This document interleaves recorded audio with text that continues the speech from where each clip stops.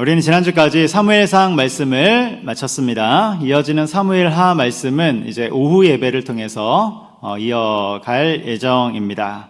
그리고 이제 주일 오전 예배는 앞으로 대림절까지 3주간 동안 단편 설교를 할 예정입니다. 한 시리즈 설교가 끝났을 때 그때가 단편 설교하기에 좋은 기회가 되기 때문에 단편 설교를 나누는 것입니다. 그리고 이어서는 예배를 시리즈로 설교하려고 합니다. 우리 가운데 가장 중요한 주제 중에 하나이죠. 예배. 그래서 한 해를 마무리하면서 또 다가오는 새해를 맞이하면서 예배에 대해서 깊이 있게 살펴볼 예정입니다. 앞으로 설교 스케줄이 이렇게 이어진다는 점 참고하시면 되겠습니다.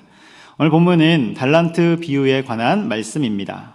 여러분, 달란트 하면 어떤 생각이 드세요? 달란트에 대한 어떤 느낌이나 추억이 있습니까? 아마 우리 중에는 달란트 잔치를 생각하는 분들도 있을 것 같아요. 교회 학교에서 열심히 활동하고 또 예배를 잘 드리면 달란트를 받지 않습니까? 그러면 그 달란트들을 잘 모아다가 1년에 한두 번 열리는 달란트 잔치에서 사용하곤 하는 것이죠. 제 아들 녀석들도 어렸을 때 달란트를 열심히 모으는데 100개, 200개씩 모았던 그런 기억이 있습니다. 그래서 달란트 잔치가 교회에서 열리면 아빠를 위해서 라면도 사오고 사이다도 사오고 그리고 자기들을 위해서는 비싸고 좋은 것을 사왔던 그런 기억이 있습니다. 여러분들은 어떤 추억이 있습니까? 그런데 우리가 이 달란트에 대한 설교들을 종종 듣곤 하는데요. 제일 많이 듣는 것은 재능과 연결된 그런 말씀입니다.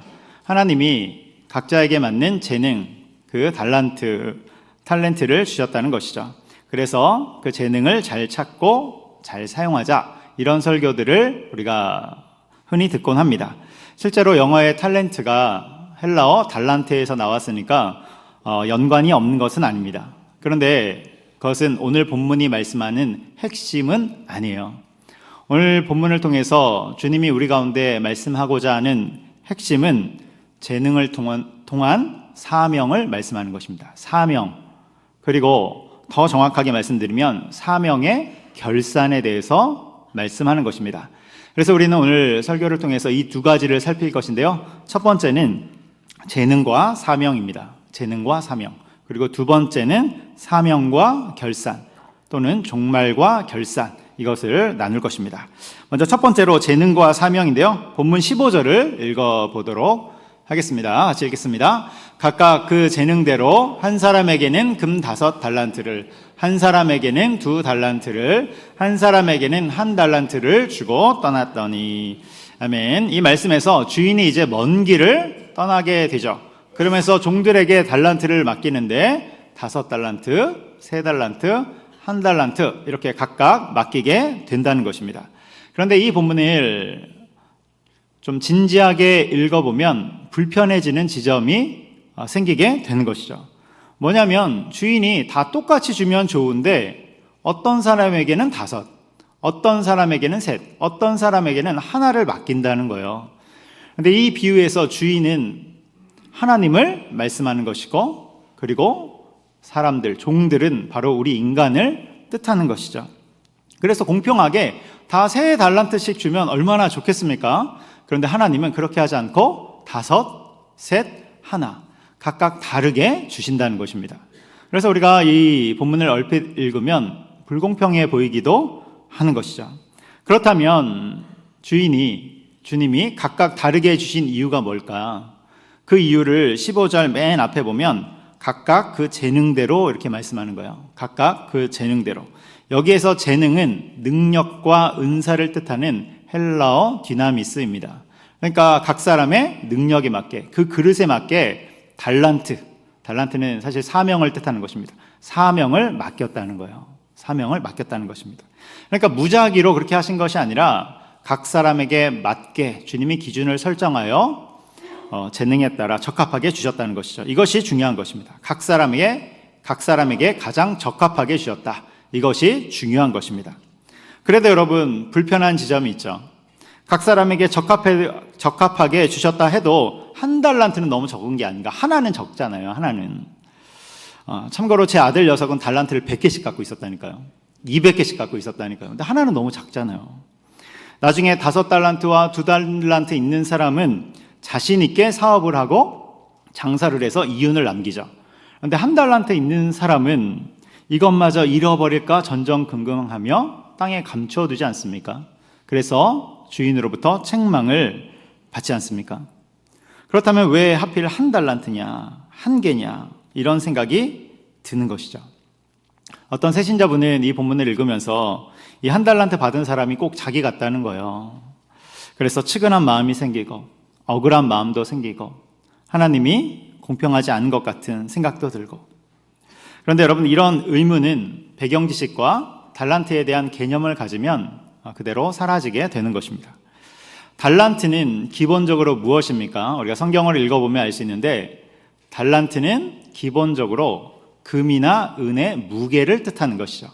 그리고 성경을 읽어보면 주로 금의 무게를 나타냅니다. 오늘 본문에서도 달란트는 금의 무게이죠. 그런데 1달란트는 금 얼마만의 무게이냐면 35kg의 무게입니다. 요즘 금값이 비싸지 않습니까? 그래서 제가 어제 시세로 이 금 35kg이 얼마인지 따져봤습니다. 우리나라 돈으로 65억쯤 합니다. 65억. 그러니까 1달란트가 적은 게 아니에요. 그런데 고대 시절, 고대 이스라엘의 그 가난한 시절로 따지면 체감상 그들에게는 100억 이상의 그런 돈이 되는 것이죠. 그러니까 이 1달란트는 일반적으로 개인이 소유할 수 없는 어마어마한 돈을 뜻하는 것입니다. 숫자 1로 표기가 되니까 우리가 오해할 수 있는데 1달란트나 5달란트나 모두 다 어마어마한 능력을 우리 가운데 주셨다는 뜻이 되는 거예요. 그래서 오늘 본문을 통해서 우리가 알 수 있는 것이 무엇입니까? 각 사람에게 부여된 재능과 능력과 은사와 힘은 결코 작지 않다는 것입니다. 하나님이 우리 가운데 부여해 주신 재능과 또 이 사명은 기본 단위가 달란트일 만큼 크다는 거예요. 어마어마한 것입니다. 하나님이 우리 인간을 창조하실 때 그러한 능력들을 허락하신 것이죠.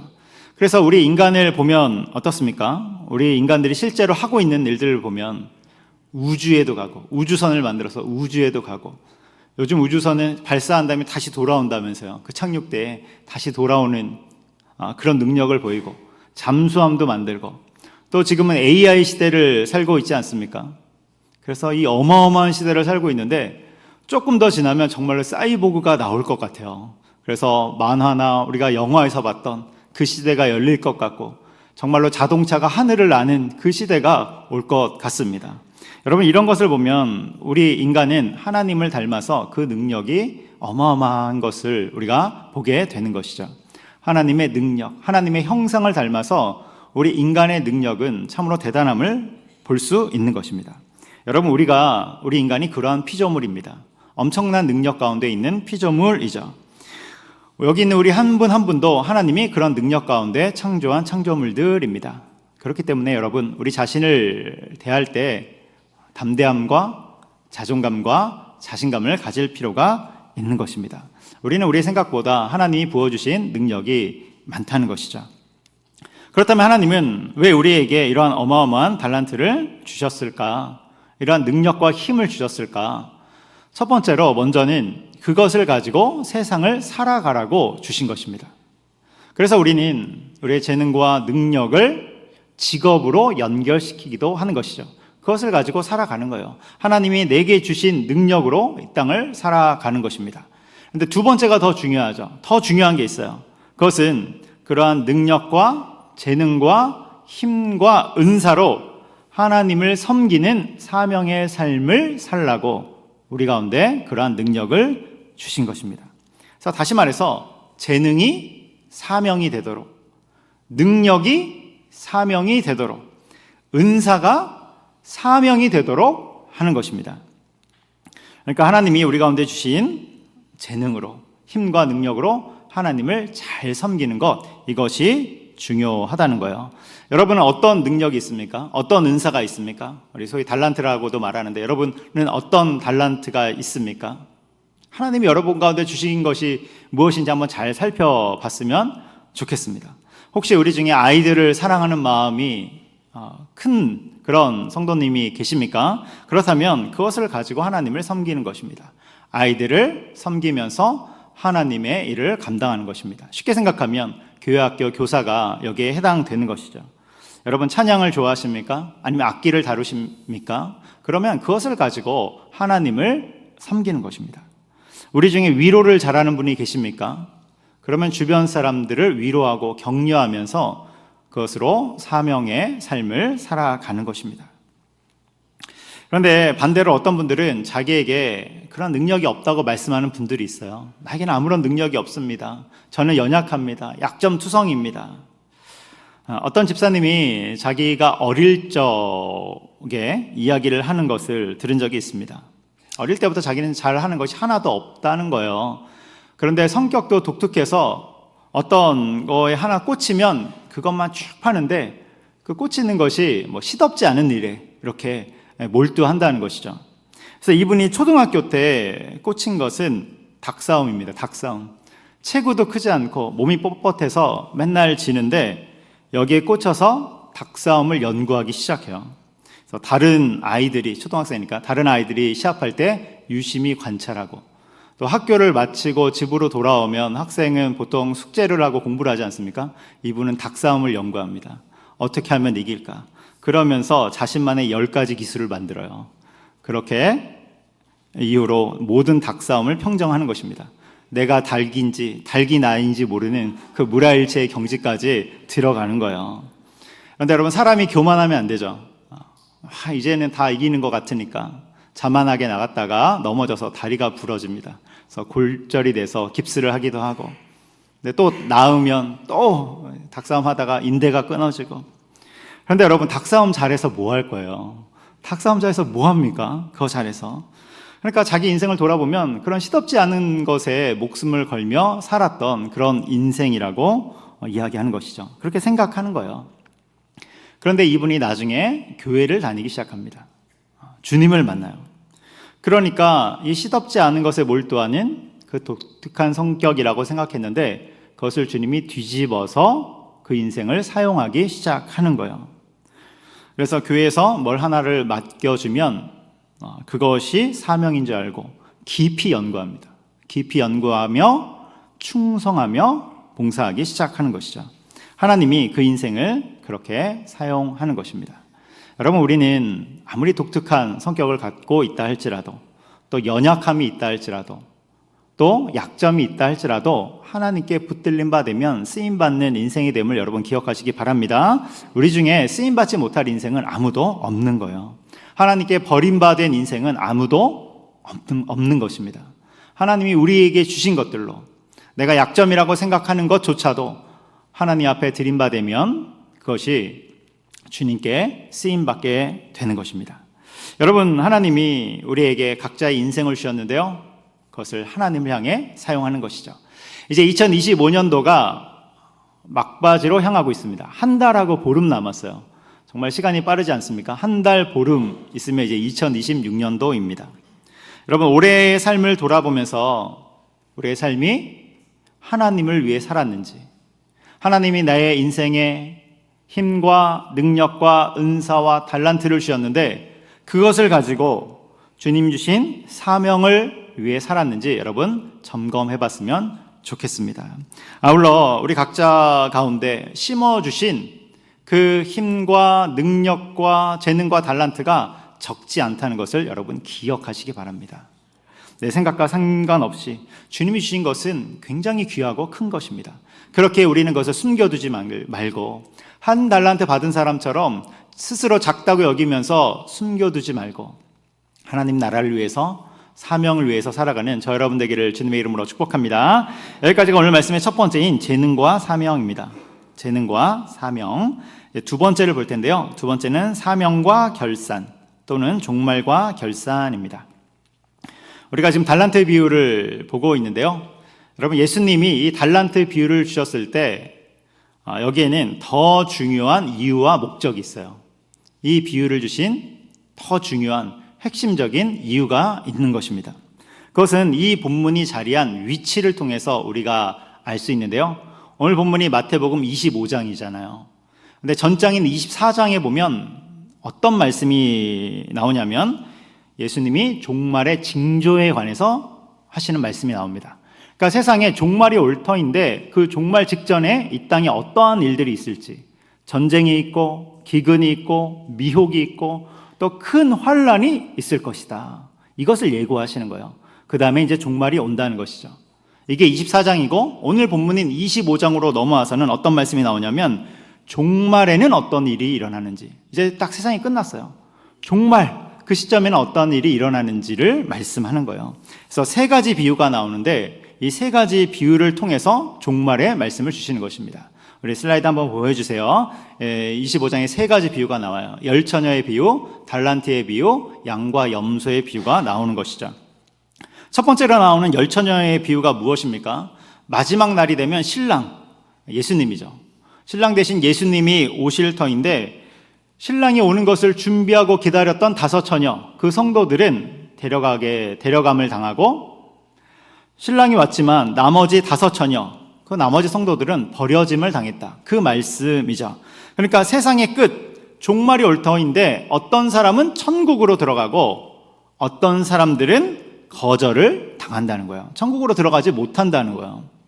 그리고 세 번째로 나오는 양과 염소의 비유는 무엇입니까? 이 세상이 다 끝난 것입니다. 그래서 주님의 심판대 앞에 모두 다 서게 되는데 양에 속한 사람은 주님께 칭찬을 받으면서 영생에 들어가고, 그리고 염소에 속한 사람들은 주님께 책망을 받으면서 영벌, 지옥에 들어가게 되는 것이죠. 그리고 이 첫 번째와 세 번째 사이에 달란트 비유가 위치해 있는 것입니다. 그러니까 무엇입니까? 세상에는 끝이 있고, 달란트 비유가 뭐예요? 끝이 있고 주인이 다시 돌아오는데, 돌아오면서 세상이 끝난 것입니다. 재림이죠. 그날은 반드시 결산이 있다, 이것을 말씀하고 있는 거예요. 그러니까 정리를 하면 열처녀 비유는, 다시 보여주세요. 네, 슬라이드 계속 보여주세요. 열처녀 비유는 예수님이 생각지도 못한 날에 오신다, 그 말씀하는 것이고, 이어지는 달란트 비유는 오신 후에는 결산이 있다. 그리고 세 번째 양과 염소의 비유는 결산 후에는 천국과 지옥으로 나뉘어져 심판받게 된다. 이 종말에 관한 말씀을 마태복음 25장에서 주시는 것입니다. 네, 감사합니다. 그러니까 오늘 본문인 달란트 비유의 주제는 무엇입니까? 핵심은 뭐예요? 결산할 날이 있다는 거예요. 여러분, 세상은 끝이 있고 마지막이 있는데 그것으로 끝나는 것이 아니라 그날은 결산의 날이 된다는 것입니다. 평가의 날이 된다는 거예요. 우리가 살아온 모든 인생, 우리의 모든 삶, 그리고 우리의 모든 신앙들 주님 앞에서 결산되어지고 평가받는 그날이 온다는 것입니다. 여러분, 달란트는 사명이라고 말씀드렸어요. 사명. 그러니까 주님이 우리 가운데 평가할 때 몇 달란트 남겼는지를 보신다는 것은 우리가 사명의 삶을 살았는지, 복음의 방향으로 인생을 살아갔는지 그것을 평가하시겠다는 말씀이 되는 것입니다. 여러분, 우리의 삶이 주님 나라를 향한 그 사명의 삶에 거하기를 주님의 이름으로 축복합니다. 이것이 가장 중요한 거예요. 마지막 날의 모든 것은 다 불로 태워지고 주님 나라를 향한 그 사명만이 남게 되는 것입니다. 우리 믿음의 선조들은 그런 삶을 살았죠. 지난 정책 당회 때 예배를 드리면서 한 선교사님을 소개했었는데요. 여러분들에게도 나누고 싶습니다. 우리나라 부산 선교의 문을 열었던 데이비스 선교사님 이야기인데요. 우리나라 선교 초기에 보면 부산 선교는 녹록치 못했어요.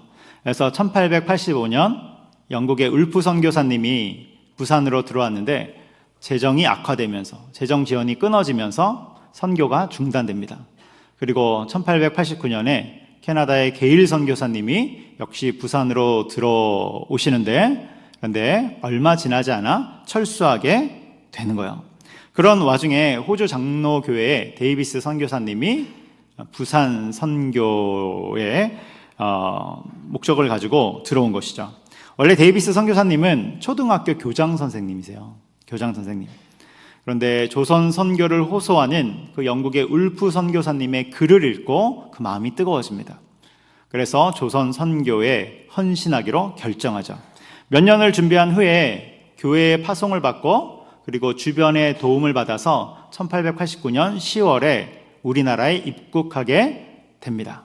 서울에서 5달 동안 조선말을 배우고 5달 후에, 그러니까 1990년 3월에 부산을 향해 출발하는데요.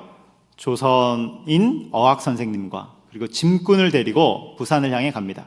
그런데 교통수단이 마땅하지 않잖아요. 그러니까 서울에서 부산까지 걸어서 이동합니다. 걸어서 가요. 그런데 여러분, 우리나라는 산과 고개가 그렇게 많지 않습니까? 그러니까 그 고개들을 다 넘어가야 되는 거예요. 수원을 지나고 공주를 지나고 풍령 고개를 지나고 여러 고개들을 넘으면서 20일에서 30일 사이에 약 한 달이 걸려서 이제 부산에 도착을 하게 된 것이죠. 그런데 그 행로가 너무 고나여서 기력이 쇠하게 된 것입니다. 그래서 부산에 도착하자마자 천연두와 폐렴에 걸려서 그만 생을 마감하게 된 것이죠. 부산에 도착했는데 그 다음 날 생을 마감하게 된 것입니다. 여러분, 얼마나 안타까운 그런 순간입니까? 그가 호주에서 초등학교 교장 선생님으로 사명을 감당하다가 이젠 조선을 향해서, 특별히 부산을 향해서 왔는데 그가 부산에 도착하자마자 삶을 마감한 것입니다. 편지로 호주교회에 이 소식이 전달됩니다. 그러면서 호주교회에서 사랑하는 데이비스의 죽음을 헛되이 하지 말자, 그러면서 선교 분위기가 일어나죠. 그래서 조선 선교를 향한 헌금들이 모아지고 호주 장로교회는 적극적으로 조선 선교 개척단을 만들어서 선교에 착수합니다. 그래서 맥케이, 맨지스, 포셋, 페리 등으로 구성된 개척 선교단이 1991년 10월 부산에 바로 도착하게 되는 거예요. 그러면서 본격적인 부산 선교가 시작됩니다. 여러분, 데이비스 선교사님의 죽음은 너무나도 안타까운 죽음이죠. 그런데 하나님이 그 죽음마저도 사용하여서 이 땅에 부산에 복음의 길을 여신 것입니다. 부산에 선교의 꽃이 피도록 하신 거예요. 여러분, 우리나라 기독교 역사를 살펴보면 이런 이야기들이 굉장히 많습니다. 정말로 이름도 없이 선교사님들이 자신의 삶을 들여서 수고와 헌신을 하며 이 땅을 찾아온 것이죠. 그리고 이들의 수고와 헌신을 통하여서 부산뿐만이 아니라 우리나라에 복음이 전파되어지고 지금 이렇게 복음이 편만한 이런 나라가 된 것입니다. 여러분, 그렇다면 이분들은 왜 이러한 삶을 살았을까요? 왜 이렇게 온 삶을 들여서 복음을 향해 살았던 것일까요? 이들은 주님이 다시 오실 것을 믿었던 자들입니다. 세상에 끝이 있음을 알았던 자들이에요. 그리고 끝이 있은 후에는 우리가 심판대 앞에 설 터인데 그때 주님께 열매를 드리기 위해서, 열매를 드리고 싶어서 그러한 삶을 살았던 것입니다. 이것을 한마디로 말하면 종말신앙이 있었다, 이렇게 말할 수 있는 것이죠. 종말신앙이 있었던 것입니다. 여러분, 하나님이 우리에게도 우리의 삶을, 인생을 허락하셨습니다. 이 인생을 어떻게 살아가야겠습니까? 우리 앞에 닥쳐진 삶의 문제들만을 해결하면서 살아가야겠습니까? 아니면 무엇을 위해서 살아가야겠습니까? 여러분, 성경은 분명하게 말씀합니다. 우리의 삶은 마감된 것으로 끝나는 것이 아니라 종말이 있고 종말 이후에는 결산이 있다. 할렐루야. 성경이, 주님이 우리 가운데 말씀해 주고 계신 것입니다. 여러분, 종말이 있음을 기억하시기 바랍니다. 그 후에는 결산이 있음을 기억하시기 바랍니다. 그 결산에는 달란트만 남는 거예요. 사명만 남는 것입니다. 하나님 나라를 위해서 우리가 어떻게 살았는지, 복음의 방향대로 살았는지, 그것이 남는 것입니다. 여러분, 우리가 인생을 귀하게 열심히 사는 것은 중요합니다. 그런데 그 방향이 사명의 방향 가운데 있는지, 복음의 방향 가운데 있는지 여러분 늘 점검하시기 바랍니다. 그렇게 갈 때 우리가 바른 방향, 바른 삶을 살고 있는 것입니다. 여러분, 하나님이 우리 가운데 힘과 재능과 능력과 여러 가지를 주셨습니다. 여러분, 그 재능이 사명이 되도록 하시기 바랍니다. 그 힘이 사명이 되도록 하시기 바랍니다. 그 능력이 사명이 되도록 하시기 바랍니다. 이 사명에 대한 부분은 엊그제 금요기도에서도 나눴는데요. 여러분, 우리가 여러 가지의 삶의 모습으로 살아갈 수 있고 또 여러 가지 일들로 하나님께 영광 돌릴 수 있습니다. 그런데 중요한 것은 항상 우리의 삶이 사명과 복음의 방향으로 나아가도록 하는 것입니다. 여러분, 주님 다시 오십니다. 그리고 결산할 날이 있습니다. 그리고 우리는 주님의 심판대 앞에 섭니다. 이 삶을 마감하는 그날 주님의 심판대 앞에 섰을 때 작지만 그래도 주님께 귀한 열매를 올려드리면서 잘하였도다 착하고 충성된 종아 칭찬받는 여러분 그런 비전을 가지고 나아가는 우리가 되기를 주님의 이름으로 축복합니다. 기도하겠습니다. 사랑과 은혜가 많으신 하나님 아버지, 우리에게 인생을 허락하시고 힘과 능력과 또 재능과 여러 가지를 주셨사오니 그것을 가지고 사명의 삶을 살아갈 수 있도록 인도하여 주시옵소서. 복음의 방향으로 살아갈 수 있도록 인도하여 주옵소서. 혹 내 자신을 보면서 연약함과 약점이 보인다면 그것마저도 주님께 드리며 온전히 주님 나라를 위해 살아가는 귀한 그리스도인들 될 수 있도록 역사하여 주시옵소서. 감사하며 예수님의 이름으로 기도합니다. 아멘.